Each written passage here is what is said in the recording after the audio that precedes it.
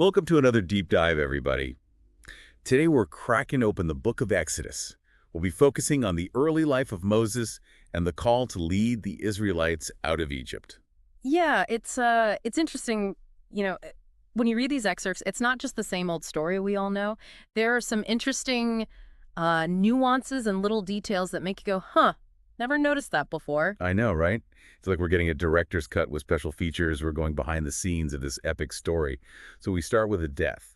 A pharaoh kicks the bucket, and that opens the door for Moses to return to Egypt after years of exile. Yeah, and then we get this really interesting backstory on Moses too, right? Raised by an Egyptian princess in the royal court, but he also knows about the suffering of his people, the Israelites. Talk about a complicated upbringing. Like, imagine being raised in luxury but seeing the injustice your own people are going through. That must have shaped him. Oh, absolutely, yeah. His education in Egypt gave him worldly knowledge and political smarts, but then he spends 40 years as a shepherd in Midian, Right, totally different life. caring for a vulnerable flock. That must have given him a different kind of wisdom, a spiritual depth that he'll need later on. It's almost like those two parts of his life, the prince and the shepherd, were weaving together the perfect leader for this massive task. I like that, the weaving together, yeah. And speaking of tasks, there's this one phrase that really jumped out at me in these excerpts. God remembered his covenant with Abraham, Isaac, and Jacob. Now, I gotta ask, doesn't that sound like God kind of forgot for a while? Oh, that's where it helps to understand how the Bible uses language. Okay. So this remembering, it's not about God having a senior moment. Huh. It's more like a way of saying a divine promise is finally happening. God's plan is unfolding at the right time, like a seed that was planted ages ago and is finally sprouting. Oh, okay. So it's not a change in God's mind, but more about his perfect timing. Exactly, yeah. His Yeah. perfect time. Makes sense. It reminds me of the flood, God remembering Noah. Not just a mental note, but the start of a rescue plan. And speaking of memorable events, this remembering leads to one of the most visually stunning scenes in the Bible. Yeah. The burning bush. Yeah. It's hard to beat visually, a bush on fire but not burning up, this theophany. Right, God showing up in a visible way. It marks a change. God's presence suddenly feels closer, more direct. Right, you have the angel of the Lord in the flames, the voice of God speaking, the unquenchable fire itself. And the church fathers didn't see this as just a cool special effect. They saw a deeper meaning connecting it to the Trinity. Oh, wow.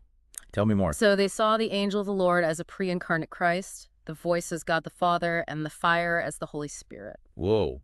So we're seeing all three persons of the Godhead working together. Yeah. And get this, some even saw it as a thorn bush. Now, why thorns? What do thorns symbolize? Okay, you got me. Besides being painful to step on, why thorns? Well, thorns go back to the Garden of Eden, the curse after Adam and Eve messed up. But they also point forward to Jesus' crown of thorns. It's this amazing layering of symbolism connecting the fall of humanity to the promise of redemption. Wow. So much more than just a visual, right? So Yeah. here's God appearing to Moses in this dramatic way, calling him to lead the Israelites out of Egypt. But Moses isn't exactly jumping for joy, is he? He's hesitant. Right, he's not like a superhero saying, yes, sir. He actually has 4 objections to God's call. It tells us a lot about him, I think. I agree. More relatable than some gung-ho hero. So what are these Well, objections? first he asks, who am I? Like, I'm just a shepherd, why me? Right, it's the question we all ask when facing something big and scary. And God's answer is so reassuring, I will be with you. It's like saying, Moses, you don't have to be amazing on your own. I've got you. Yeah. It's a reminder that God often picks the unlikely, the seemingly unqualified. It's about surrendering to his power, not relying on our own. What's next? Next, he asks for God's name. And this isn't just a casual introduction. This leads to the revelation of the name YHWH. Ooh, big reveal. But hold on, for those who are like, wait, why is the name so special? Good point. Yeah, we take names for granted, but in ancient cultures, names were everything. They revealed something deep about the person. So when God reveals his name to Moses, it's like sharing something deeply personal. Exactly. And what God reveals through YHWH is huge. It likely comes from the Hebrew verb to be, conveying God's eternal self-existent nature. Think of it as I am, always was, is, and will be. And this I am language It pops up again and again in the Bible and finds its ultimate expression in Jesus. Absolutely. Jesus' I am statements in the Gospel of John, I am the bread of life, I am the light of the world. These aren't just metaphors, they're declarations of his divinity. So we're seeing a preview in the burning bush, a foreshadowing. Yeah, like a sneak peek of Jesus' own claims about who he is. Wow, this connection between YHWH and Jesus' I am statements is deep. It shows how God reveals himself gradually throughout history. Right, like he's laying the groundwork, preparing humanity for Jesus. So we've tackled who am I and what is your name? Yeah. What's Moses' next concern? Okay, so next he gets practical. He says, they won't believe me. Like, I can tell them about the burning bush, but they'll think I've lost it. Haha, yeah. Hard to argue with that. But God, being God, gives Moses some pretty convincing proof. The staff turns into a snake, his hand gets leprous, and then healed, the Nile turns to blood. Wow. It's like, okay, Moses, here's your ID card. No one can ignore this. Right. God equips us for the tasks he calls us to. He doesn't just give orders, he provides what we need to succeed. Love that. 3 objections down, 1 to go. What's the last hurdle? All right, so Moses says, I'm a slow of speech. Basically, I'm not a good public speaker. And honestly, who isn't a little nervous about public speaking? Even Moses, chosen to lead a nation. It makes him more human, doesn't it? Definitely. Yeah. So how does God handle this? God provides Aaron, Moses' brother, as a spokesperson. He says, he'll speak for you. It's God working with our limitations, using our strengths and weaknesses together. Beautiful. It shows that we don't have to be perfect to be used by God. He can work through anyone, even those who feel unqualified. And it highlights teamwork, right? God often calls us to work together using our different gifts and abilities to build each other up. So much good stuff here already. We've talked about Moses' background, God remembering his covenant, the burning bush, and Moses' objections. But there's one more thing I want to touch on. Oh, yeah. We talked about YHWH, but haven't really unpacked it. It's more than just a name, right? Like a key to understanding God and Israel's role in his plan. And to understand that role, we have to look at this phrase in the excerpts, firstborn son. The text refers to Israel as God's firstborn son, which raises some questions. What does that make the other nations? And what's Israel's responsibility? Okay, intriguing. Firstborn son. So if Israel's the firstborn, what are the other nations, like the rebellious younger siblings? Haha, maybe. But think of it like this. If Israel is the firstborn, the other nations are younger siblings looking up to them. And Israel, being the firstborn, has a duty to be a model of holiness, teaching the others about the one true God and preparing the way for the Messiah. Oh, I see. Like a spiritual big brother, setting the example. And this family idea connects to Jesus' parable of the prodigal son. It's all about reconciliation, welcoming back those who've strayed from the Father's love. You got it. The Exodus isn't just about Israel escaping Egypt. It's about God redeeming all of humanity. So Israel, the firstborn son, called to be a light to the nations. But hold on, there's this strange episode in these excerpts. God tries to kill Moses. I know, right? It's like, whoa, where did that come from? And it's all about circumcision. God's going to kill Moses, but then Zipporah, his wife, circumcises their son, and the danger's gone. Talk about a cliffhanger. This might seem bizarre, but it shows how important covenant signs are. For Israel, circumcision was the outward sign of their covenant with God. It meant obedience and keeping the covenant going through generations. So not just a ritual, it's about their relationship with God. Exactly. And this has a new covenant parallel, you know. Christian baptism is like the new circumcision, signifying entering a new covenant family. How important is baptism to you? How does it shape your understanding of your relationship with God? Deep question. We'll have to come back to that. But for now, another thing that always puzzles me. God hardening Pharaoh's heart. Doesn't seem fair, does it? Yeah, it feels like God's making it harder for the Israelites. But here's the thing. God isn't taking away Pharaoh's free will. He's working within Pharaoh's already hardened heart. So using Pharaoh's stubbornness to accomplish his own goals. Exactly. It shows that God can work through anything, even opposition. He can take an obstacle and turn it into a way to show his power and glory. So much to think about already. We've explored Moses' background, the name of God, the burning bush, covenant signs. We've seen God works on his own time, remembering promises at the perfect moment. Yeah, and that he can use anyone, even the most reluctant leader or stubborn enemy. It's all part of his plan, his story of redemption. So much to ponder. We'll continue this Exodus journey next time. Until then, keep those wheels turning. Absolutely. Lots more to uncover. Welcome back to our Exodus Deep Dive. It's pretty amazing how God can use anyone, even a stubborn pharaoh, to get things done. Right. Last time we were talking about how God is behind the scenes orchestrating this whole rescue mission for the Israelites. And God doesn't just snap his fingers and make it happen. Yeah. He uses these dramatic events, these what the excerpts call signs and wonders, to reveal his power and set them free. Signs and wonders. Sounds epic. What kind of things are we talking about here? The plagues. 10 of them. Oh, the plagues, right? Imagine living in Egypt at this time. Life's about to get real interesting.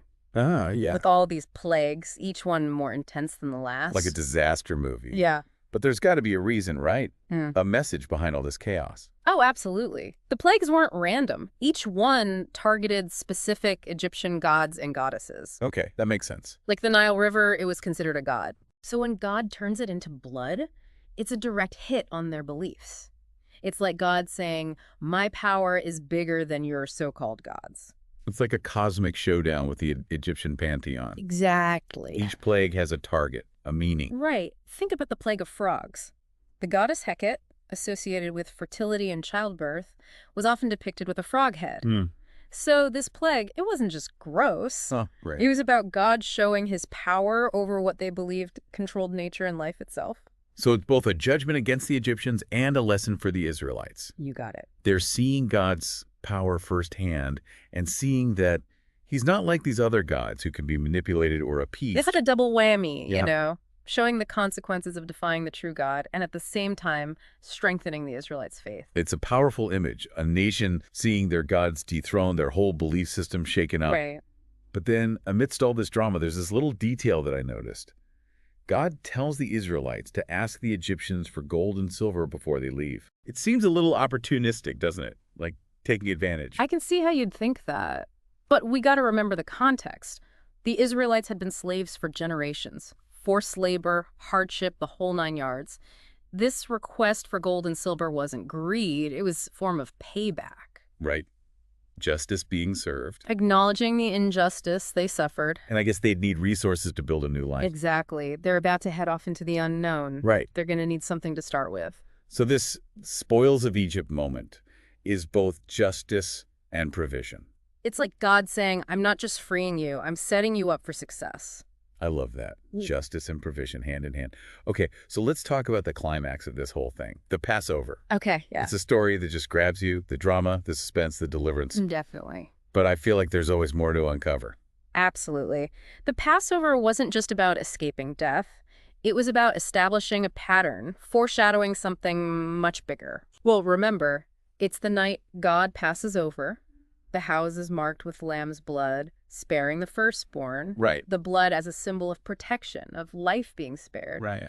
But it points to Jesus, the Lamb of God, sacrificed to save us from eternal death. Whoa. The Passover foreshadowing Christ's sacrifice. Right. The lamb's blood, protecting in the old covenant, redeeming in the new covenant. God's plan unfolding through history using these real-world events to point to something deeper. And the timing is crazy. Jesus' crucifixion happens during Passover. Exactly. It's like God saying, this is it. This is what I promised way back then. It all comes together. It's giving me chills. No wonder this story has stuck with people for so long. It speaks to our deepest desires, Right. Deliverance, redemption. Right. So now the Israelites, they've seen the plagues, the Passover, they're finally free. But their journey's not over. Nope. They've got the Red Sea to deal with. Trapped between the Egyptian army and this impossible obstacle. Talk about terrifying, feeling completely helpless. And then, God does the unthinkable.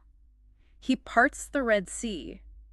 Dry land appears. The ultimate power move. It's not just about rescuing them. It's about showing God's power to everyone. Right, like he's saying, I'm in control, even over nature itself. And like the Passover, this has a deeper meaning too. Go on. It's about baptism, crossing over from death to life, from slavery to freedom. Oh, I see. The waters of the Red Sea, they're like the waters of baptism, cleansing us from sin and giving us new life. So many layers to this story. And we can't forget what happens to the Egyptians. As soon as the Israelites are safe, the waters come crashing back. Dramatic ending.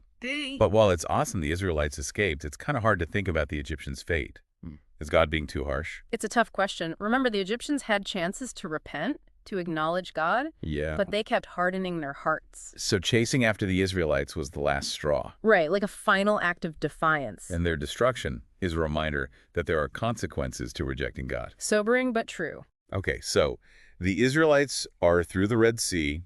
They're free. They've seen God's power. They've seen what happens when you defy him. What now? Where do they go from here? This is where it gets interesting. They're heading for Mount Sinai, Mount Sinai. Okay. the mountain where Moses first met God at the burning bush. Oh, right. Back to where it all began. This is where they'll receive the 10 Commandments, the foundational laws of their covenant with God. Wow. Mount Sinai. The birthplace of the Jewish faith. And the 10 Commandments, those weren't just random rules. No, they were a blueprint for a just and holy society. They reflected God's character. A guide for living in harmony with God and with each other. Exactly. And what's amazing is how relevant they still are. We'll dive deeper into that next time. Okay, can't wait. So we started with the plagues, those power moves against the Egyptian gods. Then the Passover, foreshadowing Jesus' sacrifice. We saw God split the Red Sea, a picture of baptism and deliverance. We've seen that God is always working, even when things look bad. So much to think about. We'll pick up next time with those 10 Commandments. Until then, keep pondering. Absolutely. There's always more to discover. Welcome back to our Exodus Deep Dive. We've journeyed with the Israelites from slavery to freedom, from Egypt to the foot of Mount Sinai. Yeah, Mount Sinai. It's a turning point. Yeah. This is where their relationship with God gets, well, official. They're about to get the 10 Commandments, the laws that will define who they are and how they live. It's like a whole new chapter starting, right? Yeah. Ready to make their covenant with God set in stone. But I got to say, whenever I hear 10 Commandments, it brings back all sorts of memories. Oh, I know what you mean. Sunday school flashbacks. Exactly. But it's more than just childhood stuff. Those commandments, they still spark debate today, don't they? Absolutely. Morality, laws, how we should live, they're not just ancient history. So what's the big idea here? Why these 10 directives? What's the point? Well, the 10 Commandments, they weren't just like random rules God came up with. They were meant to be a blueprint, a guide for creating a just and holy society. Okay, so it's not just about avoiding punishment. Right, right. It's about living in a way that reflects God's character, creating a world where relationships are good, justice is a priority, and God is at the center. So aligning our lives with God's will, basically. Exactly. And the cool thing is all the commandments are connected. They address how we relate to God and how we treat each other. I see, I see. Like the first few, no other gods, no idols, no misusing God's name. That's setting the foundation. God is the ultimate authority. Putting God first before anything else. Yes. And then you've got honoring your parents, no murder, no adultery, no stealing, no lying. All about respecting others, building trust and integrity. It's amazing how those commandments written so long ago still apply today. It's all of basic human values. Timeless stuff. And think about it. We're still struggling with these same things. Idolatry, broken relationships, lies, and deception. They're everywhere. It's like those commandments hold up a mirror to us, showing us where we mess up, but also pointing to a better way. And let's be real, they can be tough to follow, even if you're trying your best to live a good life. We all fall short, yeah. For sure. That's where grace steps in. The 10 Commandments, they're not meant to crush us with guilt. Right. Not just some impossible standard to make us feel bad. Exactly. It's more like they're guiding us, showing us a path to a good and meaningful life. It's about that relationship with God, isn't it? Yeah. Love, mercy, forgiveness, that's the foundation. Okay, so we've got these laws, a plan for a good society. But, well, things don't always go as planned, do they? Nope, not always. Things get a little messy at Mount Sinai. What happens? While Moses is getting the law from God up on the mountain, the Israelites down below, they start getting antsy. Missing Egypt. Missing Egypt. I know, right? Yeah. Missing their old life, even though they were slaves. It's like they forgot all about the hardship and wanted what was familiar, even if it was bad for them. It's that human thing, isn't it? We always want what we don't have, then want it back when we do. That's us, all right? Forgetting the past, choosing comfort over what's right. So what did they do? How do they act on this? They build a golden calf. A golden calf? Yeah. Seriously? That's like breaking the first 2 commandments right off the bat. Exactly. God just gave them these incredible instructions, a way to live differently. And what do? Go right back to idolatry. Like they're saying, nope, God, we don't trust you. We'll stick with what we know, even if it's just a hunk of metal. I can only imagine what Moses was thinking when he came down from the mountain. Oh, yeah. Imagine. 40 days and nights with God, receiving this sacred law, and then you come back to find your people worshiping a cow. I'd flip out. He did. He smashes the tablets, the Ten Commandments, to show how they've broken the covenant. Wow. Talk about a dramatic reaction. Does God just give up on them at this point? This is the amazing part. He doesn't. Even though they totally disobeyed, ignored his commands, he forgives them, gives them another chance. God's grace really is bigger than our failures, isn't it? It is. But that doesn't mean there are no consequences. They're going to wander in the wilderness for 40 years before they reach the promised land. Like a divine timeout. Yeah, a chance to get things right, to realign their hearts with God's will. It shows that even when we're forgiven, our actions still matter. There's a ripple effect. Absolutely. The journey is as important as the destination, and sometimes those detours are where God does his most important work in us. So much to learn from the Israelites and their journey. Definitely. Perseverance, faith, trusting God even when things are uncertain, realizing that the journey is part of the process. We've covered a lot of ground in this deep dive. 10 Commandments, rebellion, forgiveness, wandering in the wilderness. What an incredible story. It is, full of meaning, even for us today. Before we go, a final question for our listeners. If you could ask Moses one question about leading the Israelites, what would it be? What do you think he'd say? Thanks for joining us on this Exodus journey. We hope it sparked your curiosity to dig deeper into these ancient pages and discover the truth they hold.